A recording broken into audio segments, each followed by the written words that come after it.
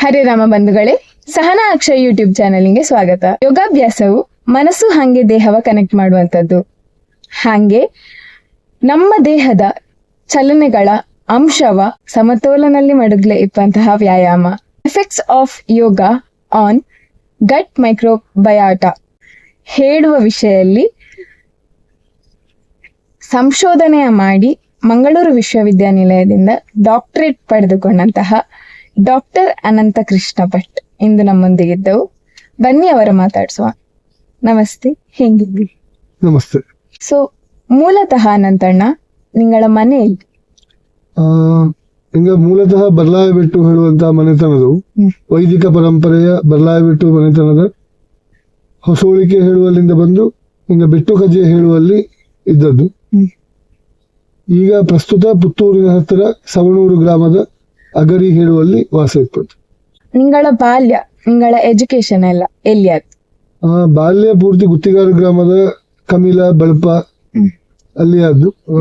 ಪ್ರಾಥಮಿಕ ಶಿಕ್ಷಣವು ಕಮಿಲ ಶಾಲೆ ಮತ್ತೆ ಬಳಪ ಹಿರಿಯ ಪ್ರಾಥಮಿಕ ಶಾಲೆಯಲ್ಲಿ, ಹೈಸ್ಕೂಲ್ ಕಡಬಲ್ಲಿ ಮಾಡಿದ್ದು. PUC ವರೆಗೆ ಸುಬ್ರಹ್ಮಣ್ಯಲ್ಲಿ ಓದಿದ್ದು. ಅದಾದ ಮೇಲೆ ಮುಜುಂಗಾವು ಭಾರತೀಯ ವಿದ್ಯಾಪೀಠಲ್ಲಿ, ರಾಜೀವ್ ಗಾಂಧಿ ಸಂಸ್ಕೃತ ಕಾಲೇಜು ಶೃಂಗೇರಿ ಮತ್ತೆ ಮಂಗಳೂರು ವಿಶ್ವವಿದ್ಯಾನಿಲಯದಲ್ಲಿ ಪದವಿಯ ಶಿಕ್ಷಣವನ್ನು ಮಾಡಿ. ಯಾವ್ದ್ರಲ್ಲಿ ಪದವಿ ಪಡೆದುಕೊಂಡು? ಅದು ಪದವಿ ಆದ್ರೆ MSc ಯೋಗಿಕ್ ಸೈನ್ಸ್. ಅದರ ಮೊದಲೇ ಸಂಸ್ಕೃತದಲ್ಲಿ ಜ್ಯೋತಿಷ್ಯ ಮತ್ತು ಸಾಹಿತ್ಯದಲ್ಲಿ BA ಮತ್ತು MA ಮಾಡಿ. ಇದೀಗ ಸಾಮಾನ್ಯ BSc MSc ಮಾಡ್ತಾರೆ, ಈ ಕೆಮಿಸ್ಟ್ರಿ ಫಿಸಿಕ್ಸ್ ಹಾಂಗಿಪ್ಪದ್ರ ಜಾಸ್ತಿಯಾಗಿ ತಕೊಳ್ತಾವ್. ನಿಂಗ ಯೋಗಿಕ್ ಸೈನ್ಸಿನ ತಕೊಂಬಲೆ ಕಾರಣ? ಯೋಗಿಕ್ ಸೈನ್ಸ್ MSc ಮಾಡ್ಲೆ ಯಾವುದೇ ಪದವಿಯಿಂದ ಕೂಡ ಹೋಗಲಕ್ಕು ಅದೊಂದು ಅವಕಾಶ ಇದ್ದು.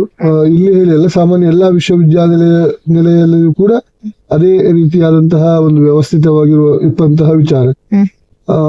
ವಿಶೇಷವಾಗಿ ಯೋಗದ ಶಾಸ್ತ್ರದಲ್ಲಿ ಇಪ್ಪಂತಹ ಎಲ್ಲಾ ಗ್ರಂಥಗಳೇ ಹೆಚ್ಚಿನ ಗ್ರಂಥವುದೇ ಸಂಸ್ಕೃತದ ಬ್ಯಾಕ್ ಗ್ರೌಂಡ್ ಇಪ್ಪಂಥದ್ದು. ಸಂಸ್ಕೃತ ಇಲ್ಲದೆ ಯೋಗ ಶಾಸ್ತ್ರ ಅಭ್ಯಾಸ ಮಾಡಲಿ ಸಾಧ್ಯ ಇಲ್ಲ. ಹಾಗಾದ ಕಾರಣ ಯೋಗದ MSc ಮಾಡಲಿ ನನಗೆ ಸಂಸ್ಕೃತದ ಹಿನ್ನೆಲೆ ಅದಕ್ಕೆ ಪೂರಕವಾಗಿ ಸಿಕ್ಕಿತ್ತು. ಮತ್ತೆ ಬೇಸಿಕ್ ಆದಂತಹ ಸೈಂಟಿಫಿಕ್ ಸ್ಟಡಿಗಳ ಮಾಡ್ಲಿಪ್ಪಂತಹ ಹಿನ್ನೆಲೆ ನಾನು PUC ಸೈನ್ಸಿನವರೆಗೆ ಓದಿದ್ದು. ಅದು ಸಾಮಾನ್ಯ ಜ್ಞಾನ, ಅನಾಟಮಿ ಫಿಸಿಯಾಲಜಿ ಹೇಳುವಂತ ವಿಚಾರಗಳೆಲ್ಲ ಅದರಲ್ಲಿ ಕವರ್ ಆಗಿದೆ. ಮತ್ತೆ ಎಕ್ಸ್ಪೀರಿಯನ್ಸಿನ ಮೇಲೆ ಕೂಡ ಅದನ್ನ ಇಂಪ್ರೂವ್ ಮಾಡಿಕೊಂಡಿದೆ. ಈಗಣ ಜನರೇಷನ್ಗೆ ಯಾವ ಕೋರ್ಸಿನ ತಕೊಂಡ್ರೆ ಹೆಂಗೆ ಹೋಗ್ಲಕ್ಕ, ಈಗ ನೆಕ್ಸ್ಟ್ ಜಾಬಿನ ಹೆಂಗೆ ಹುಡುಕ್ಲಕ್ಕೋ ಹಂಗಿಪ್ಪ ಐಡಿಯಾಸ್ ಎಲ್ಲ ಇರ್ತು. ನಿಂಗೋದು ಅಷ್ಟಪ್ಪಗ ಯೋಗಿಕ್ ಸೈನ್ಸ್ ಅಲ್ಲಿ ಯಾವ ತರದ ಜಾಬ್ ಆಪರ್ಚುನಿಟೀಸಿಗೆಲ್ಲ ಇದ್ದು ಹೇಳುವ ಆಲೋಚನೆ, ಐಡಿಯಾ ಯಾರು ಕೊಟ್ಟದ್ದ ಅಲ್ಲ ನಿಂಗೆ ಹುಡುಕಿಕೊಂಡು ಹೋದ ಹೆಂಗೆ? ಯಾರು ಕೊಟ್ಟದ್ದು ಅಲ್ಲ, ಆಕ್ಚುಲಿ ಒಂದು ಆಕಸ್ಮಿಕವಾಗಿ ಹಿಂಗಿಪ್ಪ ಒಂದು ವಿಚಾರ ಸಿಕ್ಕಿದ್ದು. ಯೋಗಾಭ್ಯಾಸವ ಸಂಸ್ಕೃತ ಶಿಕ್ಷಣದ ಒಟ್ಟಿಗೆ ಮಾಡಿಕೊಂಡಿದ್ದೆ. ಆದ್ರೆ ಯೋಗವ ಶಾಸ್ತ್ರೀಯವಾಗಿ ಕಲಿತು ಅದರ ವೈಜ್ಞಾನಿಕವಾಗಿ ಅಳವಡಿಸುವಂತಹ ಥೆರಪಿಟಿಕಲ್ ಯೋಗ ಹೇಳುವಂತ ಯೋಗ ಥೆರಪಿ ಹೇಳುವ ಕೋರ್ಸ್ ಇಪ್ಪತ್ತದ್ದು.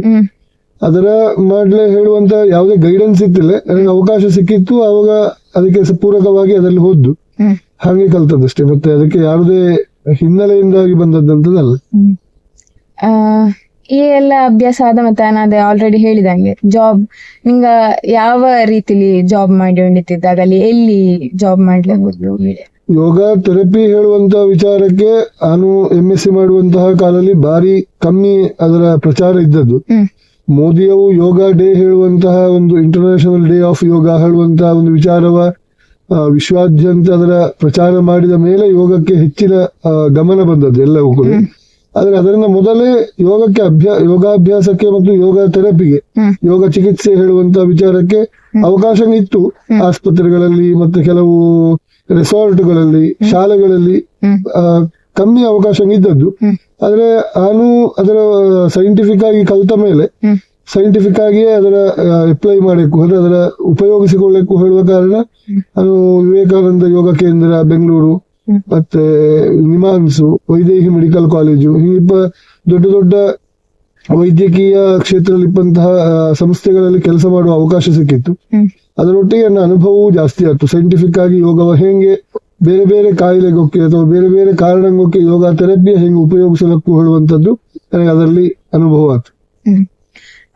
ಈಗ ನಿಂಗ ಹೇಳಿದೆ ಯೋಗ ಸೈನ್ಸ್ ಹೇಳುವ ವರ್ಡಿನ ನಿಂಗ ಜಾಸ್ತಿ ಉಪಯೋಗಿಸಿದೆ ಅಂಬಾಗ ಯೋಗ ಹೇಳ್ರೆ ಸೈನ್ಸ್ ಸಂಶಯವೇ ಇಲ್ಲ. ಯೋಗ ಹೇಳಿದ್ರೆ ಸೈನ್ಸ್ ಇಂತಗೆ ಹೇಳಿದ್ರೆ ಭಾರತೀಯ ವೈದ್ಯಕೀಯ ಶಾಸ್ತ್ರ ಹೇಳುವಂತ ಈಗ ಆಯುರ್ವೇದ ಇತ್ಯಾದಿ ಯಾವ ವೈದ್ಯಶಾಸ್ತ್ರ ಇದ್ದು ಅದೇ ರೀತಿ ಥೆರಪೆಟಿಕಲ್ ಆಗಿ ಯೋಚನೆ ಮಾಡುವಂತಹ ವಿಚಾರದಲ್ಲಿ ಯೋಗ ಹೇಳುವಂತದ್ದು ಕೂಡ ಒಂದು ವಿಜ್ಞಾನವೇ.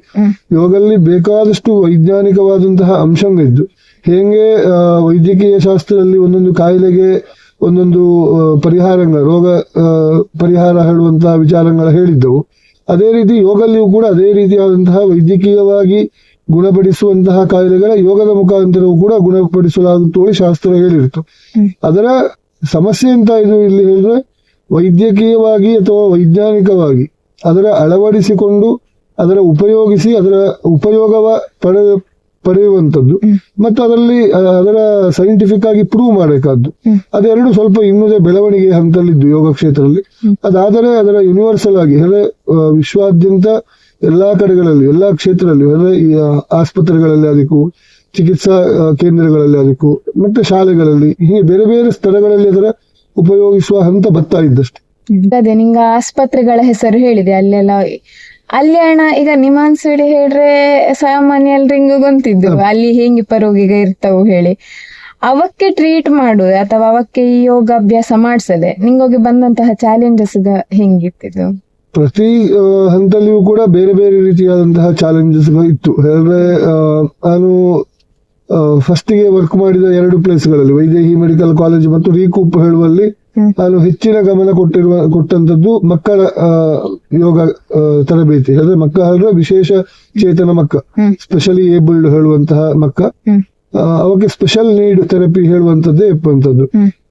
ಆಟಿಸಮ್ ಅದಕ್ಕೂ ADHD ಸೆರೆಬ್ರಲ್ ಪಾಲ್ಸಿ ಹಿಂಗಿಪ್ಪ ಡೆವಲಪ್ಮೆಂಟಲ್ ಡಿಸಾರ್ಡರ್ ಹೇಳುವಂತಹ ಮಕ್ಕಳಿಗೆ ಬಪ್ಪಂತಹ ಅನೇಕ ವಿಧವಾದಂತಹ ಕಾಯಿಲೆಗ ಬೆಳವಣಿಗೆಯ ಅಂಶದಲ್ಲಿ ಬಪ್ಪಂತಹ ಕಾಯಿಲೆಗಳ ವಿಭಾಗದಲ್ಲಿ ನಾನು ಜಾಸ್ತಿ ಯೋಗ ಉಪಯೋಗಿಸುವಂತಹ ಕಾರ್ಯ ಮಾಡಿದ್ದು.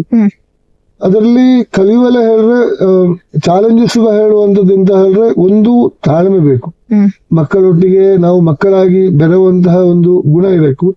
ಇನ್ನೊಂದು ಅದರ ಹೊಸ ಒಬ್ಬ ವ್ಯಕ್ತಿ ಒಂದೇ ರೀತಿ ಇರ್ತಾ ಇಲ್ಲ, ಇನ್ನೊಬ್ಬ ವ್ಯಕ್ತಿಗೂ ಅವನಿಗೂ ತುಂಬಾ ವ್ಯತ್ಯಾಸ ಇರ್ತು, ಕಾಯಿಲೆ ಒಂದೇ ಆಗಿರ್ತು. ಆಟಿಸಮ್ ಹೇಳುವಂತಹ ಒಂದು ವಿಚಾರವೇ ಒಬ್ಬೊಬ್ಬರಲ್ಲಿ ಒಂದೊಂದು ರೀತಿಯಾದಂತಹ ಗುಣ ವೈಶಿಷ್ಟ್ಯ ಇರ್ತು. ಅವಾಗ ಅವಂಗೆ ಬೇಕಾದಂತಹ ವಿಚಾರಗಳ ನಾವು ಅರ್ಥ ಮಾಡಿಕೊಂಡು ಅವಕ್ಕೆ ಅಳವಡಿಸಿಕೊಂಬಲೆ ತೆಕೊಂಡಂತಹ ಚಾಲೆಂಜ್ ಅದು ದೊಡ್ಡ ಚಾಲೆಂಜ್ ಆಗಿದ್ದು. ಅದರ ನಾನು ನಿಭಾಯಿಸಿದ್ದೆ ಹೇಳುವಂತ ಸಂತೋಷ ಇದ್ದು. ನಿಮಾನ್ಸಿಲಿ ಹೇಳಿದಂಗೆ ಮನೋರೋಗಿಗ ಡಿಪ್ರೆಷನ್ ಅದಕ್ಕೂ ಆಂಗ್ಸೈಟಿ ಹಿಂಗಿಪ್ಪರಲ್ಲಿ ದೊಡ್ಡ ಸಮಸ್ಯೆ ಆಗ್ತದೆ. ಸ್ಕಿಜೋಫ್ರೇನಿಯಾ ಹೇಳುವಂತಹ ಕಾಯಿಲೆ ಬತ್ತು. ಅಂದ್ರೆ ಸಾಮಾನ್ಯ ಭಾಷೆಯಲ್ಲಿ ನಾವು ಇಲ್ಲಿ ಹೇಳುವಂತದ್ದು ಅಂದ್ರೆ ನಾವು ಈಗ ನಮ್ಮಲ್ಲಿ ಎಲ್ಲ ಹೇಳುವ ಹುಚ್ಚನಾಗೆ ಮಾಡ್ತೇವೆ ಹೇಳು, ಆ ಹುಚ್ಚು ಹೇಳುವಂತಹ ಒಂದು ಪದಕ್ಕೆ ನಿಜವಾಗಿಯೂ ಒಂದು ಅನ್ವರ್ಥನಾಮ ವೈದ್ಯಕೀಯ ಕ್ಷೇತ್ರದಲ್ಲಿ ಇಪ್ಪಂಥದ್ದು ಸ್ಕಿಜೋಫ್ರೇನಿಯಾ ಹೇಳುವಂಥದ್ದು.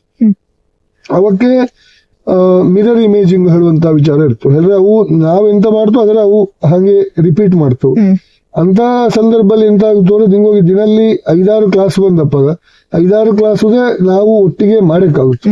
ನಮಗೆ ಶಾರೀರಿಕವಾದಂತಹ ಚಾಲೆಂಜ್ ಜಾಸ್ತಿ ಇರ್ತದೆ. ಅದರ ಅಂತಹ ಕೆಲವು ವಿಷಯಗಳಲ್ಲಿ ಒಂದೊಂದು ವಿಷಯದಲ್ಲಿಯೂ ಕೂಡ ಚಾಲೆಂಜಿಗೆ ಬೇರೆ ಬೇರೆ ರೀತಿಯಾದಂತ ಬತ್ತು. ಅದೇ ಹಿಂಗೆಲ್ಲ ನಿಂಗ ಯೋಗ ಪ್ರಾಕ್ಟೀಸ್ ಮಾಡಿಕೊಂಡಿಪ್ಪಾಗ ಇದ್ರ ಒಂದು ವಿಷಯದ ಬಗ್ಗೆ ಈಗ ನೆಕ್ಸ್ಟ್ ಸಂಶೋಧನೆ ಮಾಡಿಕು ಅಥವಾ ಈ ಡಾಕ್ಟರೇಟ್ ಪಡೆಯಕು ಹೇಳುವ ಒಂದು ಹೊಸ ಪ್ರಯತ್ನ ನಿಮಗೆ ಹೇಗೆ ಅನ್ಸಿತ್ತದು? ಸತ್ಯ ಸಂಗತಿ ಹೇಳಿದ್ರೆ MSc ಆದ ಕೂಡಲೇ ಸಂಶೋಧನೆಗೆ ಹೋಯಕು ಹೇಳುವಂತ ಒಂದು ಆಸೆ ಇದ್ದತ್ತು. ಅವಾಗನ ಪರಿಸ್ಥಿತಿ ಮತ್ತೆ ಹಣಕಾಸಿನ ವ್ಯವಸ್ಥೆ ಅಥವಾ ನಮ್ಮ ಜವಾಬ್ದಾರಿಯ ಅರಿತು ನಾವು ಅವಾಗ ಕೆಲಸಕ್ಕೆ ಹೋಗಿತ್ತು. ಕೆಲಸಕ್ಕೆ ಹೋದ ಎಲ್ಲಾ ಸಂಸ್ಥೆಗಳಲ್ಲಿಯೂ ಕೂಡ ಒಂದಿಷ್ಟು ಸಂಶೋಧನೆಗೆ ಹೆಚ್ಚಿನ ಒಲವು ಇಪ್ಪಂತಹ ಕ್ಷೇತ್ರದಲ್ಲಿ ಇತ್ತಿದ್ದವು. ಅಲ್ಲಿ ಆ ವಿಚಾರವಾಗಿ ರಿಸರ್ಚಿನ ಸಂಬಂಧಪಟ್ಟಂತಹ ಬೇರೆ ಬೇರೆ ರೀತಿಯಾದಂತಹ ಕೆಲಸ ಮಾಡಿಕೊಂಡಿತ್ತು. ಅಂದ್ರೆ ನಾನು PhD ಮಾಡಿದ್ರು ಅಲ್ಲಿ ಸಂಶೋಧನೆ ವಿಭಾಗದಲ್ಲಿ ಹೆಂಗೋಗೆ ಅವಕಾಶ ಇತ್ತು ಕೆಲಸ ಮಾಡುವಂತದ್ದು, ಅಥವಾ ಅವರೊಟ್ಟಿಗೆ ಹೆಂಗ ಟೈ ಅಪ್ ಮಾಡಿಕೊಂಡು ಮಾಡುವಂತಹ ಕೆಲವೊಂದಿಷ್ಟು ಯೋಗದ ಪ್ರಭಾವಂಗ ಬೇರೆ ಬೇರೆ ರೀತಿಯಾದಂತಹ ಸಂಶೋಧನೆಗಳಲ್ಲಿ ಹೆಂಗ ಭಾಗಿಯಾಗಿಕೊಂಡಿದ್ದೆ. ಸೊ ಆವಾಗ ಆದಂತಹ ಅನುಭವವ ಆನು ಎನ್ನ ಕ್ಷೇತ್ರದಲ್ಲಿ ಅಂದ್ರೆ ಎನ್ನ ಸ್ವಂತಕ್ಕೆ ಬೇಕಾಗಿ ಎನ್ನ ಡಾಕ್ಟರಲ್ ಡಿಗ್ರಿ ಅದಕ್ಕೂ ಅಥವಾ ಉನ್ನತ ಶಿಕ್ಷಣಕ್ಕೆ ಅದರ ಹೆಂಗೆ ಉಪಯೋಗಿಸಲಕ್ಕೂ ಹೇಳುವಂತಹ ಅನುಭವ ಅಲ್ಲಿ ಆ ಇನ್ಸ್ಪೈರ್ ತಕೊಂಡು ಸಾಮಾನ್ಯ 2019ರಲ್ಲಿ PhD ಗೆ ಒಂದು ಅವಕಾಶ ಸಿಕ್ಕಿತ್ತು. ಮತ್ತೆ ಅದರ ಮತ್ತೆ ಯೂಸ್ ಮಾಡಿಕೊಂಡದ್ದು ಆಕ್ಚುಲಿ. ನಿಂಗಳ ಸಂಶೋಧನೆ ವಿಷಯ ತಗೊಳ್ತಾರೆ ಇಂಗ್ಲಿಷ್ ಅಲ್ಲಿ ಹೇಳಿ ಆಯ್ತು ಈಗ ಎಫೆಕ್ಟ್ಸ್ ಆಫ್ ಯೋಗ ಫಾರ್ ಗಟ್ ಮೈಕ್ರೋಬಯೋಟ. ಇದು ಕನ್ನಡಲ್ಲಿ ಒಂದು ನಮಗೆ ಗೊಂತಪ್ಪಂಗೆ ಹೇಳ್ತಾರೆ. ಆಕ್ಚುಲಿ ನಾನು ಮಾಡೆಕೋಳಿ ಹೇಳುವಂತಹ ಅತ್ಯಂತ ಇಷ್ಟವಾದ ಕ್ಷೇತ್ರ ಇದ್ದದ್ದು ಮಕ್ಕಳ ಬುದ್ಧಿಮಾಂದ್ಯತೆ ಅಥವಾ ಅವರ ವಿಶೇಷ ಚೇತನ ಮಕ್ಕಳ ಮೇಲೆ ಯೋಗದ ಒಂದು ಸೈಂಟಿಫಿಕ್ ರಿಸರ್ಚ್ ಇನ್ನೂ ಡೀಪ್ ಆಗಿ ಮಾಡಿಕೊಂಡಿತ್ತು. ಆದ್ರೆ ನಾನು PhD ಸೇರಿದ್ದು ಮಂಗಳೂರು ವಿಶ್ವವಿದ್ಯಾನಿಲಯದಲ್ಲಿ ಆದ ಕಾರಣ ಅದಕ್ಕೆ ಬೇಕಾದಂತಹ ಒಂದಿಷ್ಟು ಸ್ಯಾಂಪಲ್ ಅಂದ್ರೆ ಯಾವ ಮಕ್ಕ ಇದ್ದವು ಆ ಮಕ್ಕಳ ನಾವು ಉಪಯೋಗಿಸಿಕೊಳ್ಳಕ್ಕೆ ಆದ್ರೆ ಅದಕ್ಕೆ ಬೇಕಾದಂತಹ ಮಕ್ಕ ನಾವು ಇಲ್ಲಿ ಸಿಕ್ಕಬೇಕು. ಅದಕ್ಕೆ ಇಲ್ಲಿ ಮಂಗಳೂರಲ್ಲಿ ಒಂದು ಸ್ವಲ್ಪ ಅವಕಾಶ ಕಮ್ಮಿ ಇದ್ದು ಹೇಳುವ ಕಾರಣ ನಾನು ತಗೊಂಡ ವಿಚಾರ ಆಗಿತ್ತು ಒಬೇಸಿಟಿಯ ಮೇಲೆ ಇಫೆಕ್ಟ್ ಆಫ್ ಯೋಗ ಆನ್ ಗಟ್ ಮೈಕ್ರೋಬಯೋಟ ಹೇಳುವುದು. ಗಟ್ ಮೈಕ್ರೋಬಯೋಟ ಹೇಳುವಂತ ವಿಚಾರ ಸಾಮಾನ್ಯ ಭಾಷೆಯಲ್ಲಿ ಹೇಳಿದ್ರೆ ದೊಡ್ಡ ಕರಳುಗೆ ಒಳ ಇಪ್ಪಂತಹ ಸಾವಿರಾರು ಕೋಟಿ ಬ್ಯಾಕ್ಟೀರಿಯಾಂಗಳ ಹೆಸರು ಗಟ್ ಮೈಕ್ರೋಬ್ಸ್ ಹೇಳುವಂತದ್ದು. ಗಟ್ ಹೇಳುವಂತದ್ದು ಮನುಷ್ಯನ ಎರಡನೆಯ ಮೆದುಳು ಹೇಳ್ತವು, second brain of the body ಹೇಳಿ. ದೊಡ್ಡ ಕರಳು ಸಾಮಾನ್ಯ ಈಗಿನ ಹೊಸ ಸಂಶೋಧನೆಯ ಪ್ರಕಾರವಾಗಿ ಮನುಷ್ಯರಿಗೆ ಬಪ್ಪಂತಹ ಎಲ್ಲ ಹೆಚ್ಚಿನ ಕಾಯಿಲೆಗಳ ಮೂಲ ಇಪ್ಪಂತದ್ದು ಈ ಗಟ್ಟಿನ ಅಥವಾ ಕರುಳಿನ ಸಂಬಂಧಪಟ್ಟಂತಹ ವಿಚಾರ. ಯಾವಾಗ ಗಟ್ ಮೈಕ್ರೋಬ್ಸ್ ಹೇಳುವಂತಹ ಅಂದ್ರೆ ಕರುಳಿನ ಸೂಕ್ಷ್ಮ ಜೀವರಾಶಿಗಳ ವ್ಯತ್ಯಾಸ ಆದಪ್ಪಾಗ ಮನುಷ್ಯನಿಗೆ ಬೇರೆ ಬೇರೆ ಕಾಯಿಲೆ ಬಪ್ಪಲೆ ಪ್ರಾರಂಭ ಆಗುತ್ತು ಹೇಳುವಂತಹ ಸಂಶೋಧನೆ ಈಗ ಆಗ್ತಾ ಇದ್ದು, ಅದು ಪ್ರೂವ್ ಆಗಿದೆ. ಆ ಕಾರಣದಿಂದಾಗಿ ಒಬೇಸಿಟಿ ಹೇಳುವಂಥದ್ದು ಒಂದು ಇನ್ಫ್ಲಮೇಟರಿ ಡಿಸಾರ್ಡರ್ ಹೇಳುವಂಥದ್ದು. ಅವರಲ್ಲಿ ಇಮ್ಯುನಿಟಿ ಕಮ್ಮಿ ಇತ್ತು. ಸೊ ಆ ಇಮ್ಯೂನ್ ಮಾಡ್ಯುಲೇಷನ್ ಅಂದ್ರೆ ಅವರ ರೋಗ ನಿರೋಧಕ ಶಕ್ತಿ ಯೋಗ ಮಾಡುವುದರಿಂದಾಗಿ ಹೇಗೆ ವೃದ್ಧಿ ಆಗುತ್ತು ಮತ್ತು ಅದರಿಂದಾಗಿ ಈ ದೊಡ್ಡ ಕರುಳಲ್ಲಿಪ್ಪಂತಹ ಸೂಕ್ಷ್ಮ ಜೀವರಾಶಿಗ ಅವು ಬ್ಯಾಕ್ಟೀರಿಯಾಂಗ ಅವು ಹೇಗೆ ವ್ಯತ್ಯಾಸ ಆಗುತ್ತು, ಅದರ ಮ್ಯಾನಿಪುಲೇಷನ್ ಮಾಡಿಯಪ್ಪಾಗ ಮನುಷ್ಯನ ಆರೋಗ್ಯ ಹೇಗೆ ವೃದ್ಧಿ ಆಗುತ್ತು. ಒಬೇಸಿಟಿಲಿ ವೆಯ್ಟ್ ಕಮ್ಮಿ ಆಯಿತು ಯೋಗ ಮಾಡುವುದರಿಂದಾಗಿ, ವೆಯ್ಟ್ ಕಮ್ಮಿ ಆಗುತ್ತು. ಅದರ ಮೂಲ ಕಾರಣ ಎಂಥದ್ದು ಅಂದ್ರೆ ಈ ಗಟ್ ಮೈಕ್ರೋಬ್ಸಿನ ವ್ಯತ್ಯಾಸ ಅಥವಾ ಏರುಪೇರುಗಳಲ್ಲಿ ಮತ್ತು ರೋಗ ನಿರೋಧಕ ಶಕ್ತಿಯ ವೃದ್ಧಿಯಿಂದಾಗಿ. ಈ ಅಂಶವನ್ನು ಸಂಶೋಧನೆ ಮಾಡಬೇಕು ಹೇಳುವಂತಹ ಕಾರಣಕ್ಕೆ ಒಂದು ಮನಸ್ಸಾಗಿತ್ತು. ಅದಕ್ಕೆ ತುಂಬಾ ಸಪೋರ್ಟ್ ಮಾಡಿದ್ದು ಹೇಳಿದ್ರೆ ಮಂಗಳೂರು ವಿಶ್ವವಿದ್ಯಾನಿಲಯದಲ್ಲಿ ಈ ವಿಚಾರದ ಬಗ್ಗೆ ತುಂಬಾ ಗೈಡು ಮಾಡುವಂತಹ ವಿಚಾರದವು ಇತ್ತಿದ್ದವಿಲ್ಲ. ಯಾಕಂದ್ರೆ ಯೋಗದ ಗೈಡು ನನಗೆ ಡಾಕ್ಟರ್ ಕೆ ಕೃಷ್ಣ ಶರ್ಮಾ ಅವು ಯೋಗದ ವಿಚಾರವು ಹೇಳಲೆ ತಯಾರಿಸಿದ್ದವು. ಆದ್ರೆ ಸೈಂಟಿಫಿಕ್ ಆಗಿ ಗಟ್ ಮೈಕ್ರೋಬ್ಸ್ ಗೆ ಇದ್ದಂತಹ ಸ್ಪೆಷಲೈಸೇಷನ್ ಡಾಕ್ಟರ್ ಕೃಷ್ಣ ಕುಮಾರ್ ಬಳ್ಳಮೂಲೆ ಹೇಳುವಂತವು ನನಗೆ ಪರಿಚಯದವು. ಅವು ನಿಟ್ಟೆ ಯೂನಿವರ್ಸಿಟಿಯಲ್ಲಿ ಇತ್ತಿದ್ದವು. ಸೊ ಅವರ ಹತ್ರ ಹಿಂಗೆ ಮಾತಾಡಿದಾಗ ಅವೇ ಅದರ ತುಂಬಾ ಇಂಟ್ರೆಸ್ಟ್ ಇಲ್ಲಿ ಈ ವಿಚಾರವು ಮುಂದೆ ತಕೊಂಡು ಬಂದವು. ಇಲ್ಲದಿದ್ರೆ ಈ ವಿಚಾರ ಅಲ್ಲಿಗೆ ಮುಗಿಯಕ ತಾನು ಯಾವ್ದಾದ್ರು ಬೇರೆ ವಿಷಯದಲ್ಲಿ ಹೋಪ ಅಳಿತಿದ್ದೆ. ಆದ್ರೆ ಅವು ಅದರಲ್ಲಿ ತುಂಬಾ ಎಕ್ಸ್ಪರ್ಟ್ ಆಗಿದ್ದ ಕಾರಣ ಈ ಎರಡೂ ಗೈಡುಗ ಮತ್ತೆ ಡಾಕ್ಟರ್ ಪ್ರೊಫೆಸರ್ ಇಂದ್ರಾಣಿ ಕರುಣಾಸಾಗರ್ ಹೊಳಿ ಹೇಳುವಂತವು ಹಿರಿಯ ವ್ಯಕ್ತಿತ್ವ, ಅವುದೇ ಒಂದು ಮಗನ ರೀತಿಲಿ ಇದರ ಮಾಡಿ ಹಿಂಗ ಸಪೋರ್ಟ್ ಮಾಡ್ತೀಯಾಳಿ ಹೇಳುವಂತ ವಿಚಾರವ ಕೊಟ್ಟ ಕಾರಣ ಒಂದಿಷ್ಟು ಡೀಪ್ ಆಗಿ ರಿಸರ್ಚ್ ಮಾಡ್ಲಾಗ್ತದೆ. ಈಗ ನಿಂಗ ಈ ಯೋಗಿಕ್ ಸೈನ್ಸ್ ಇಲ್ಲಿ MSc ಮಾಡಿದೆ, ಈಗ PhD ಎಲ್ಲ ಮಾಡಿದೆ. ನಿಂಗಳ ಪೇರೆಂಟ್ಸ್ ತಂದೆ ತಾಯಿ ಎಂತ ಹೇಳಿದವು? ಇದು ಫಸ್ಟಿಂಗ್ ಈಗ ಇಲ್ಲದ್ರೆ ಹೇಳ್ತಾವಲ್ಲ ಅದೆಲ್ಲ ಎಂತಕ್ಕೆ ಮಗ ಬೇಡ ಹೇಳಿ ಹಂಗೆಂತಾರು ಹೇಳಿತವ ಹೇಗೆ? ಸತ್ಯ ಸಂಗತಿ ಹೇಳಕ್ ಹೋಳಿದ್ರೆ ಅಪ್ಪ ಅಮ್ಮ ಯಾವುದೇ ಕಾರ್ಯಕ್ಷೇತ್ರದಲ್ಲಿ ಯಾವ ವಿಚಾರಕ್ಕೆ ಹೋದ್ರದೇ ನನಗೆ ಅಡ್ಡ ಬಂದವಲ್ಲ. ಎಲ್ಲರಿಗೆ ಹೇಳಿದ್ರೆ ನಾನು ಮೊದಲನೆಯ ಪದವಿ ಶಿಕ್ಷಣ ಮುಗಿಸಿಯಪ್ಪಾಗ ಸಂಸ್ಕೃತದಲ್ಲಿ B.Ed ಮಾಡುವ ಯೋಜನೆ ಇತ್ತು. B.Ed ಗೆ ಸೀಟು ಸಿಕ್ಕಿದ್ದು, ಅದರ ಬಿಟ್ಟ ಮತ್ತೆ MSc ಗೆ ಬಂದದ್ದು. ಆವಾಗ ಕೇಳಿದ್ದೆವು, ನೀನು ಹಿಂಗೆ ಕಲ್ತುಕೊಂಡೇ ಇದ್ದರೆ ನಾವು ದಿನ ಉದ್ಯೋಗಕ್ಕೆ ಎಂತ ಮಾಡ್ತೇವೆ ಹೇಳುವಂತ ವಿಚಾರ. ಆವಾಗ ಕೂಡ ಅವು ಅದಕ್ಕೆ ಅಡ್ಡ ಬಂದಿದ್ದಾವಿಲ್ಲ. ಕಲಿತ ಮೇಲೆ ಅವಕ್ಕೆ ಹೆಮ್ಮೆ ಅನಿಸಿದ್ದು, ಈಗ ಮಾಡ್ತಾ ಇದ್ದ ಒಂದು ಒಳ್ಳೆ ಕೆಲಸ ಸಿಕ್ಕಿತ್ತು ಹೇಳುವಂತ ವಿಚಾರ ಅವಕ್ಕೂ ಸಂತೋಷ ಇತ್ತು. PhD ಗೆ ಬಪ್ಪ ಅಂತ ಸಂದರ್ಭದಲ್ಲಿ ಒಂದು ಸ್ವಲ್ಪ ಆತಂಕ ಎಲ್ಲವಕ್ಕೂ ಇತ್ತು. ಎಂತ ಹೇಳಿದ್ರೆ ಒಂದು ಇದ್ದ ಕೆಲಸವ ಬಿಟ್ಟು ಬಂದದ್ದು ಬೆಂಗಳೂರಿಂದ ಮಂಗಳೂರಿಗೆ, ಮತ್ತೆ ಫ್ಯಾಮಿಲಿ ಬೆಂಗಳೂರಲ್ಲಿ ಇತ್ತಿದ್ದು, ಇಲ್ಲಿ ಇತ್ತಿದ್ದೆ. ಹಾಗಿಪ್ಪ ಕೆಲವು ಅದರ ಲೋಪದೋಷ ಎಲ್ಲವೂ ಇತ್ತು. ಆ ಸಮಯದಲ್ಲಿ ಅಪ್ಪ ಅಮ್ಮ ಒಂದು ಸ್ವಲ್ಪ ಮನಸ್ಸಲ್ಲಿ ಅವಕ್ಕೆ ಕಸಿವಿಸಿ ಇತ್ತು, ಇವ ಜೀವನಕ್ಕೆ ಎಂತ ಮಾಡುವು ಅಂದ್ರೆ ಒಂದು ವರ್ಷ ಎಲ್ಲ ಆದ್ರೆ ಮನುಷ್ಯ ಹೆಂಗಾದ್ರೂ ಅಡ್ಜಸ್ಟ್ ಮಾಡುವು. ಇದು PhD ಹೇಳುವಂಥದ್ದು ಒಂದು 3 ರಿಂದ 5 ವರ್ಷದ ಸಮಯ ಅವಕಾಶ ಬೇಕಾಗುತ್ತೆ. ಆ ಸಂದರ್ಭದಲ್ಲಿ ಅವಕ್ಕೊಂದು ಸ್ವಲ್ಪ ಮನಸ್ಸಲ್ಲಿ ಭಯ ಇತ್ತು, ಆದ್ರೆ ಅವು ಯಾವತ್ತೂ ತೋರಿಸಿಕೊಂಡಿದ್ದಾರೆ, ಸಪೋರ್ಟಿವ್ ಆಗಿತ್ತು. ಮುಗಿಸಿಯಪ್ಪಾಗ ಅವಕ್ಕೂ ಒಂದು ಸಾಧನೆ ಮಾಡಿದ್ದ ಹೇಳುವಂತ ಹೆಮ್ಮೆ ಇದ್ದು, ಆ ಸಮಾಧಾನ ನನಗೂ ಇದ್ದು. ಈಗ ನಿಂಗೆ ಆಲ್ರೆಡಿ ಹೇಳಿದೆ ಮನೆ ಬರ್ಲಾಯ ಬಿಟ್ಟು ಮನೆತನ ಹೇಳಿ, ನಮಗೆಲ್ರಿಗೂ ಗೊಂತಿಪ್ಪ ವಿಷಯ ಇದು ವೈದಿಕ ಮನೆತನ ಹೇಳುದು. ಈಗ ನಿಂಗ ಇದರಲ್ಲಿ ಯೋಗಲ್ಲಿ ಸಂಪೂರ್ಣವಾಗಿ ತೊಡಗಿಸಿಕೊಂಡ ಕಾರಣ ನಿಂಗ ಆಲ್ರೆಡಿ ಹೇಳಿದ್ದೆ ಸಂಸ್ಕೃತಲ್ಲಿ ಮತ್ತೆ ಜ್ಯೋತಿಷಲ್ಲಿ ಇದು ಮಾಡಿ, ಈ ವೈದಿಕ ವೃತ್ತಿಗೆ ನಿಂಗ ಈಗ ಹೋಗ್ತೀರಾ ಹೇಗೆ? ವೈದಿಕ ಮನೆತನದಿಂದ ಬಂದದ್ದು, ಅಂದ್ರೆ ಅಜ್ಜರ ಪೂರ್ತಿ ವೈದಿಕ ಮನೆತನದಲ್ಲಿದ್ದು ವೈದಿಕತ್ವ ಇದು ಮಾಡಿಕೊಂಡಿದ್ದೆವು. ಅದಾದ ಮೇಲೆ ನನ್ನ ಅಪ್ಪನ ತಲೆಮಾರಿಲಿ ದೊಡ್ಡಪ್ಪ ಮಡಿಕೇರಿ ಓಂಕಾರೇಶ್ವರ ದೇವಸ್ಥಾನದಲ್ಲಿ ಅಪ್ಪನು ದೊಡ್ಡಪ್ಪನು ಇದ್ದವು. ಅಂದ್ರೆ ಪೂರ್ತಿಯಾಗಿ ವೈದಿಕ ವೃತ್ತಿಯಲ್ಲಿ ಈಗ ಎಂಗಳ ಮನೆಯಲ್ಲಿ ಯಾರೂ ಇಲ್ಲ. ಅಂದ್ರೆ ನನ್ನ ಸಣ್ಣಜ್ಜನ ಮಕ್ಕಳ ಎಲ್ಲ ಪೂರ್ತಿಯಾಗಿ ಹೋಪಂತವು ಇದ್ದವು. ಆದ್ರೆ ನಾನು ಅಲ್ಪ ಸ್ವಲ್ಪ ಮಂತ್ರಗಳ ರಜೆಲಿಪ್ಪಗ ಅಥವಾ ಗುರುಮುಖೇನ ಬೇರೆ ಬೇರೆ ಅವಕಾಶ ಸಿಕ್ಕಪ್ಪಾಗ ಕಲ್ತಿದೆ. ಅದರ ಉಪಯೋಗಿಸಿಕೊಂಬಂತಹ ವಿಚಾರ ಸಿಕ್ಕಪ್ಪಾಗ ರಜೆಲಿ ಅಥವಾ ಕೆಲವೊಂದಿಷ್ಟು ಹವ್ಯಾಸ ಹೇಳುವ ದೃಷ್ಟಿಯಲ್ಲಿ ವೈದಿಕ ವೃತ್ತಿಗೂ ಕೂಡ ಕಸುಬಾಗಿ ಹೋಗುತ್ತೆ, ಅದರ ಬಿಟ್ಟಿದ್ದಿಲ್ಲ, ಅದರಲ್ಲಿ ಆಸಕ್ತಿಯೂ ಇತ್ತು. ನೆಕ್ಸ್ಟ್ ಹೇಳ್ತಾರೆ ನಮ್ಮ ಯುತ್ತಿಂಗೆ ಯಾವ ತರದ ಅವಕಾಶಂಗ ಯೋಗಿಕ್ ಸೈನ್ಸ್ ಇದ್ದು ಹೇಳಿ. ಈಗಾಣ ಜನರೇಷನ್ಗೆ ಹೇಳಕ್ಕೆ ಆದ್ರೆ ಕಲಿಯುವಂತವಕ್ಕೆ ಯೋಗ ಹೇಳುವಂತದ್ದರ 2 ರೀತಿಯಲ್ಲಿ ತಕೊಂಬಲಕು. ಒಂದು ಉಪಕಸುಬು ಅಂದ್ರೆ ಸೈಡ್ ಬಿಸ್ನೆಸ್ ಅಥವಾ ಸೈಡ್ ಇನ್ಕಮ್ ಕೊಡುವಂತಹ ಒಂದು ವೃತ್ತಿ ಹೇಳುವಂತಹ ಇದರಲ್ಲಿಯೂ ಕೂಡ ತಕೊಂಬಲಕು. ಪೂರ್ಣ ಪ್ರಮಾಣದಲ್ಲಿ ಈಗ ನಾನು ಪೂರ್ಣ ಪ್ರಮಾಣದಲ್ಲಿ ಯೋಗ ಥೆರಪಿಲೇ ಹೋಗ್ತಾ ಇದ್ದೆ, ಯೋಗ ಇನ್ಸ್ಟ್ರಕ್ಟರ್ ಅಥವಾ ಯೋಗ ಥೆರಪಿ ವೆಲ್ನೆಸ್ ಎಕ್ಸ್ಪರ್ಟ್ ಹಿಂಗಿಪ್ಪ ಕೆಲವು ಅದಕ್ಕೆ ಇಪ್ಪಂತ ಹೆಸರುಗಳಿದ್ದು 2 ರೀತಿಯಲ್ಲಿ ಕೂಡ ಮಾಡಲಾಗುತ್ತೆ. ಒಂದು ಪಾಸಿಟಿವ್ ವಿಚಾರ ಇದರಲ್ಲಿ ಅಂತ ಇದ್ದು ಹೇಳಿದ್ರೆ ಸ್ವಂತ ನಾವೇ ಆನ್ಲೈನ್ ಮುಖಾಂತರವೂ ಕೂಡ ಈಗ ಯೋಗ ಕ್ಲಾಸ್ಗಾಗುತ್ತು. ಬೇರೆ ಬೇರೆ ಕಂಪನಿಗಳಲ್ಲಿ ಕೆಲಸ ಇತ್ತು. ಆನ್ಲೈನ್ ಆಪ್ ಬೇಸ್ಡ್ ಕಂಪನಿಗ ಹೇಳುವಂತ ಕೆಲವೊಂದಿಷ್ಟು ಕಂಪನಿಗಳಲ್ಲಿ ಕೂಡ ಯೋಗ ಟ್ರೈನರ್ಗೆ ಅಪ್ಪಲ ಅಂತ ಅವಕಾಶ ಇದ್ದು. ಅದು ಹೆಂಗೆ ಅಂದ್ರೆ ಫ್ರೀಲಾನ್ಸರ್ ಆಗಿ ನಿಂಗ 24 ಗಂಟೆಲಿ ಯಾವಾಗ ನಿಂಗ ಫ್ರೀ ಇದ್ದೀರೋ ಆವಾಗ ಮಾತ್ರ ನಿಂಗ ವರ್ಕ್ ಮಾಡ್ಲಕ್ಕು ಯೋಗಲ್ಲಿ. ಅಂದ್ರೆ ಒಂದು ತನ್ನ ಆರೋಗ್ಯವ ವೃದ್ಧಿ ಮಾಡಿಕೊಂಬಂತ ಒಂದು ವಿಚಾರ ಇದ್ದು, 2ನೇದು ಇನ್ನೊಬ್ಬಂಗೆ ನಾವು ಉಪಕಾರ ಮಾಡ್ತು. ಬರೀ ಪೈಸೆಯ ಮಾಡುವಂತ ವಿಚಾರ ಮಾತ್ರ ಅಲ್ಲದೆ ಇನ್ನೊಬ್ಬಂಗೆ ಒಂದು ಮಾನಸಿಕವಾಗಿಯೂ ದೈಹಿಕವಾಗಿಯೂ ಒಂದು ಸ್ಯಾಟಿಸ್ಫ್ಯಾಕ್ಷನ್ ಕೊಡುವಂತಹ ಉದ್ಯೋಗ.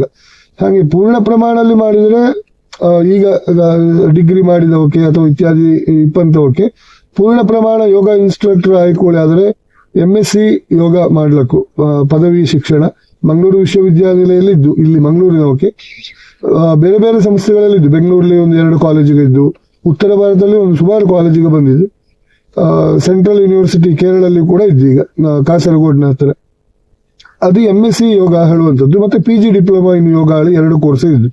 ಈ 2 ಕೋರ್ಸ್ಗಳು ಮಾಡಿ ತೋಳಿ ಆದ್ರೆ ಶಾಲೆಗಳಲ್ಲಿ ಈಗ CBSE ಇಂದ ಹಿಡಿದು ಸೆಂಟ್ರಲ್ ಮತ್ತು ಸ್ಟೇಟ್ ಸಿಲೆಬಸ್ಗಳಲ್ಲಿ ನ್ಯೂ ಎಜುಕೇಶನ್ ಪಾಲಿಸಿ ಬಂದ ಮೇಲೆ ಯೋಗಕ್ಕೆ ತುಂಬಾ ಡಿಮಾಂಡ್ ಇದ್ದು, ಅಲ್ಲದ್ರದೇ ಇನ್ನು ಮುಂದೆ ಇನ್ನೂ ಅದರ ಡಿಮಾಂಡ್ ಜಾಸ್ತಿ ಅಪ್ಪಂತದ್ದೇ ಹೊರತು ಕಮ್ಮಿ ಆಗ ಯೋಗ ಶಿಕ್ಷಕರಾಗಿ ಪ್ರಾರಂಭಿಕ ಹಂತಗಳಲ್ಲಿ ಶಾಲೆಗಳಲ್ಲಿ ಹೋಗಲಕ್ಕು. ಅದಲ್ಲದ್ರೆ ಆಸ್ಪತ್ರೆಗಳಲ್ಲಿ ಯೋಗ ಮತ್ತು ವೆಲ್ನೆಸ್ ಹೇಳುವಂತಹ ವಿಚಾರವ ಈಗೆಲ್ಲ ಹೆಚ್ಚಿನ ಮಲ್ಟಿ ಸ್ಪೆಷಾಲಿಟಿ ಹಾಸ್ಪಿಟಲ್ ಕೂಡ ವಿಚಾರ ಬರ್ತಾ ಇದ್ದು. ಅದಲ್ಲದೆ ಥೆರಪಿಟಿಕಲ್ ಯೋಗ ಹೇಳುವಂತ ಇಂಟಗ್ರೇಟಿವ್ ಸೆಟಪ್ ಹೇಳುವಂಥದ್ದು ಆಯುರ್ವೇದ ಯೋಗ ಅಥವಾ ಮಾಡರ್ನ್ ಮೆಡಿಸಿನ್ ಈಗ MBBS ಮಾಡುವಂತಹ ಯಾವ ವೈದ್ಯಕೀಯ ಶಾಸ್ತ್ರ ಇದ್ದು ಅವು ಕೂಡ ಇದರ ಸೇರಿಸಿಕೊಂಡು ಒಂದು ಇಂಟಗ್ರೇಟಿವ್ ಅಪ್ರೋಚ್ ಹೇಳುವಂತಹ ಒಂದು ಕಾನ್ಸೆಪ್ಟ್ ಈಗ ಕೆಲವು ಆಸ್ಪತ್ರೆಗಳಲ್ಲಿ ಬಂದಿದೆ, ಅಲ್ಲಿಯೂ ಕೂಡ ಅವಕಾಶ ಇದ್ದು. ಇನ್ನು ಫಾರಿನ್ ಕಂಟ್ರಿಗಳಲ್ಲಿ ವಿದೇಶಗಳಲ್ಲಿ ಹೆಚ್ಚಾಗಿ ಸ್ಪಾ ಮತ್ತು ರೆಸಾರ್ಟ್ಗಳಲ್ಲಿ ಮತ್ತೆ ICSSR ಕಲ್ಚರಲ್ ಡಿಪಾರ್ಟ್ಮೆಂಟಿನ ಸೆಂಟ್ರಲ್ ಗವರ್ಮೆಂಟಿನ ಕಲ್ಚರಲ್ ಡಿಪಾರ್ಟ್ಮೆಂಟ್ ಅಲ್ಲಿ ಒಂದು ಪರೀಕ್ಷೆ ಬರೆದು ಅದರಲ್ಲಿ ಇಂಟರ್ವ್ಯೂ ಪಾಸ್ ಆಗ್ತೋಳಿ ಆದ್ರೆ ಗವರ್ಮೆಂಟ್ ನಮ್ಮ 1 ವರ್ಷ 2 ವರ್ಷ ಬೇರೆ ದೇಶಗಳಲ್ಲಿ ನಮ್ಮ ಶಾಸ್ತ್ರಗಳ ಭಾರತೀಯ ಶಾಸ್ತ್ರ ಯೋಗ ಭರತನಾಟ್ಯ ಹೀಗೆ ಬೇರೆ ಬೇರೆ ಶಾಸ್ತ್ರಗಳ ಅಲ್ಲಿ ಪ್ರಚಾರ ಮಾಡುವಂತಹ ವಿಚಾರಕ್ಕೆ ಯೋಗದ ರಾಯಭಾರಿಯಾಗಿ ಕೂಡ ಕಳಿಸುತ್ತವು. ಹಾಗೆ ಅವಕಾಶನ ನಾವು ಹುಡುಕಿಕೊಂಡು ಹೋಯ್ಕು, ನಮ್ಮ ಹುಡುಕಿಕೊಂಡು ಅವಕಾಶ ಬಾರ ಆದ್ರೆ ಯೋಗಲ್ಲಿ ಪೂರ್ಣ ಪ್ರಮಾಣದಲ್ಲಿ ಹೋದರೆ ಜೀವನೋಪಾಯಕ್ಕೆ ಕೋಟ್ಯಾಧಿಪತಿ ಹಾಕೋಳಿ ಹೇಳ್ತಿಲ್ಲ, ಅಥವಾ ಈಗ IT ಸಾಫ್ಟ್ವೇರ್ ಇತ್ಯಾದಿಗಳಲ್ಲಿ ಇಪ್ಪಂತವಕ್ಕೆ ಡಿಮಾಂಡ್ ಕೆಲವೊಂದರಿ ಮೇಲೆ ಹೋಗ್ತು ಕೆಳ ಹೋಗ್ತು ಹೇಳುವಂತ ಫ್ಲಕ್ಚುಯೇಷನ್ಸ್ ಇರ್ತು. ಆದ್ರೆ ಅಂತ ಫ್ಲಕ್ಚುಯೇಷನ್ಸ್ ಖಂಡಿತವಾಗಿಯೂ ಇಲ್ಲ. ಒಂದು ಸ್ಥಿರವಾದ ಉದ್ಯೋಗದಲ್ಲಿ ಇಪ್ಪಲಂತಹ ಅವಕಾಶ ಇದ್ದು ಸ್ವಂತ ದುಡಿದು ಕೂಡ ಮಾಡ್ಲಕ್ಕು. ನಮ್ಮದೇ ಸೆಂಟರ್ ಹಾಕಿಕೊಂಡು ಈಗ ಪುತ್ತೂರು ಮಂಗಳೂರಲ್ಲಿ ಎಲ್ಲ ಒಟ್ಟಿಗೆ ಕಲ್ತವು ಮತ್ತೆ ಏನ ಹೇಳಿಕೊಟ್ಟವು, ಬೇರೆ ಬೇರೆ ಸೆಂಟರ್ಗೆ ಮಾಡಿ ತುಂಬಾ ಯಶಸ್ಸು ಕಂಡಿದ್ದವು. ಅದೆಲ್ಲ ಹೇಳಿ ಆದರೂ ಕೂಡ ನಿಮಗೆ ಸರ್ಟಿಫಿಕೇಟ್ ಕೋರ್ಸ್ಗಳಿದ್ದು, ಯೋಗದ ಥೆರಪಿಯ ಸರ್ಟಿಫಿಕೇಟ್ ಕೋರ್ಸ್ 1 month ಕೋರ್ಸ್ಗಳಿದ್ದು, 6 ತಿಂಗಳಿನ ಕೋರ್ಸ್ಗಳಿದ್ದು. ಇದೆಲ್ಲ ಹೆಂಗೆ ಹೇಳಿದ್ರೆ ಯಾವುದೋ ಒಂದು ಈಗ ಸಾಫ್ಟ್ವೇರ್ ಇಂಜಿನಿಯರೇ ಅದಕ್ಕೂ ಅಥವಾ ಇನ್ನೊಬ್ಬ ಯಾವುದೋ ಒಂದು ವೃತ್ತಿಯಲ್ಲಿ ಇದ್ದರೂ ಕೂಡ ಅವನ ಫ್ರೀ ಟೈಮಲ್ಲಿ ಈ ಯೋಗದ ತನ್ನ ಸ್ವಂತಕ್ಕೆ ಬೇಕಾಗಿಯೂ ಪ್ರಾಕ್ಟೀಸ್ ಮಾಡುವಂತಹ ಅವಕಾಶ ಒಂದು ಕಲಿವಲೆ, ಇನ್ನೊಂದು ಇನ್ನೊಬ್ಬನಿಗೆ ಹೇಳಿಕೊಟ್ಟು ಅದರಲ್ಲಿ ಒಂದು ಸಣ್ಣ ಸಂಪಾದನೆಯೂ ಕೂಡ ಮಾಡುವಂತಹ ಅವಕಾಶ ಇತ್ತು. ಇನ್ನು ಬಪ್ಪದಾರೆ ಈಗ ನಮಗೆ ಎಂತ ಸಣ್ಣ ಒಂದು ಶೀತ ಸೆಮ್ಮ ಬಂದಿರೋದು ಫಸ್ಟ್ ಗೂಗಲ್ ಮಾಡಿ ನೋಡ್ತು. ಹಾಗೆ ಯೋಗದೆ ಯೂಟ್ಯೂಬ್ ನೋಡಿ ಅಭ್ಯಾಸ ಮಾಡೋ ಕೆಲವು ಇದ್ದವು. ಇದ್ರ ಬಗ್ಗೆ ನಿಗಳ ಅನಿಸಿಕೆ ಅಂತ? ಆನ್ಲೈನ್ ಮೂಲಕ ನೋಡಿ ಅಭ್ಯಾಸ ಮಾಡ್ಲಕ್ಕ? ಯೋಗ ಹೇಳುವಂಥದ್ದು ಒಂದು ಶಾಸ್ತ್ರ. ಜನಾಂಗಕ್ಕೆ ಕಾಂಬದು ಬರೀ ಒಂದಿಷ್ಟು ಆಸನ ಪ್ರಾಣಾಯಾಮ ಹೇಳುವಂತ ಒಂದು 2 ಕಾನ್ಸೆಪ್ಟ್ ಮಾತ್ರ, ಖಂಡಿತ ಅಲ್ಲ. ಯೋಗ ಹೇಳುವಂಥದ್ದು ಒಂದು ಜೀವನ ಶೈಲಿ. ಆ ಜೀವನ ಶೈಲಿಯ ಅಳವಡಿಸಿಕೊಳ್ಳಕ್ಕೆ ಆದರೆ ಶಾಸ್ತ್ರ ಹೇಳುವಂಥದ್ದು ಗುರು ಉಪದಿಷ್ಟ ಮಾರ್ಗೇಣ ಹೇಳಿದ್ರೆ ಗುರು ಹೇಳಿಕೊಟ್ಟ ರೀತಿಯಲ್ಲಿ ಅದರ ಕಲಿಯಕ್ಕೆ ಹೇಳುವಂಥದ್ದು. ಹಾಗೆ ಯೂಟ್ಯೂಬ್ ನೋಡಿ ಮಾಡ್ಲಾಗ ಅಥವಾ ಆನ್ಲೈನ್ ಅಲ್ಲಿ ಎಂತ ಹೇಳ್ತು ಅದರ ಮಾಡ್ಲಾಗಾಳಿ ಹೇಳುವಂಥದ್ದು ಸ್ಪಷ್ಟವಾಗಿ ಹೇಳಕ್ಕು. ಆದರೆ ಅನಿವಾರ್ಯವಾಗಿ ಇಪ್ಪಂತಹ ತಪ್ಪು ಮಾಡದೆ ಮಾಡಿದರೆ ಅದು ಕೂಡ ಸರಿ ಇಲ್ಲ ಹೇಳ್ತಿಲ್ಲ. ಕೆಲವೊಂದಿಷ್ಟು ಒಳ್ಳೆಯ ಯೂಟ್ಯೂಬ್ ಚಾನೆಲ್ಗಳಲ್ಲಿ ಸರಿಯಾದ ಇನ್ಸ್ಟ್ರಕ್ಷನ್ಸ್ ಕೊಟ್ಟು ಹೇಳಿಕೊಟ್ಟವು ಇದ್ದವು, ಚಾನೆಲ್ಗೆ ಮಾಡಿದವು ಇದ್ದವು.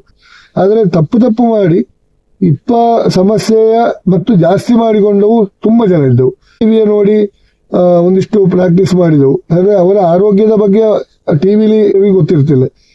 ಕಪಾಲಭಾತಿ ಮಾಡಿ ಹೇಳಿ ಹೇಳ್ತವು. ಎಷ್ಟೋ ಜನಕ್ಕೆ ಅಸ್ತಮ ಬಂದಿದ್ದು, ಹಾರ್ಟಿನ ಸಮಸ್ಯೆ ಉಲ್ಬಣ ಆಯಿತು. ಅಂತ ಕಾಯಿಲೆಗೆ ಇಪ್ಪಂತವಕ್ಕೆ ಈ ಥೆರಪೆಟಿಕಲ್ ಯೋಗ ಹೇಳುವಂಥದ್ದರ ತುಂಬಾ ಯೋಚನೆ ಮಾಡಿ ಒಬ್ಬ ಸರಿಯಾದ ಯೋಗ ಚಿಕಿತ್ಸಕ ಅಥವಾ ಯೋಗ ಥೆರಪಿಸ್ಟ್ ಹೇಳುವಂಥವನ್ನ ಕನ್ಸಲ್ಟ್ ಮಾಡಿ ತನ್ನ ಆರೋಗ್ಯದಲ್ಲಿ ಎಂತೆಲ್ಲ ಸಮಸ್ಯೆ ಇದ್ವು ಅದರ ಹೇಳಿ ಅರ್ಥ ಮಾಡಿಕೊಂಡು ಅವಂಗ ಅರ್ಥ ಆದರೆ ಮಾತ್ರ ಅವ ಹೇಳಿಕೊಟ್ಟ ಯೋಗವ ಮಾಡಿದ್ರೆ ಖಂಡಿತವಾಗಿ ಏನು ಸಮಸ್ಯೆ ಆಗ. ಜನರಲ್ ಆಗಿ ಯಾವುದೇ ಆರೋಗ್ಯದ ಸಮಸ್ಯೆ ಇಲ್ಲೇ ನಾನು ಸುಮ್ಮನೆ ಒಂದಿಷ್ಟು ದೈಹಿಕವಾಗಿ ಅಭ್ಯಾಸ ಮಾಡಕ್ಕೆ ಕೂಡ ಹೇಳಿದ್ದಾರೆ ಅಂತವಕ್ಕೆ ಬೇಸಿಕ್ ಆಗಿ ಮಾಡ್ಲಕ್ಕು, ಅಡ್ವಾನ್ಸ್ಡ್ ಆಗಿ ಮಾಡಲಿ ನಾನು ಒಪ್ಪುತ್ತೇನೆ. ಈಗ ಮುಂದೆ ಅದೇ ಇಲ್ಲಿ ಮಂಗಳೂರಿನ ನಿಂಗಳ ಫ್ರೆಂಡ್ಸ್ಗ ಯೋಗ ಸೆಂಟರ್ ಹಾಕಿತ್ತು ಅವಳು ಹೇಳಿದೆ. ಈಗ ಬೇರೆ ಒಂದು ಹಾಸ್ಪಿಟಲ್ ಎಲ್ಲ ವರ್ಕ್ ಮಾಡ್ತಾ ಇದ್ದೆ.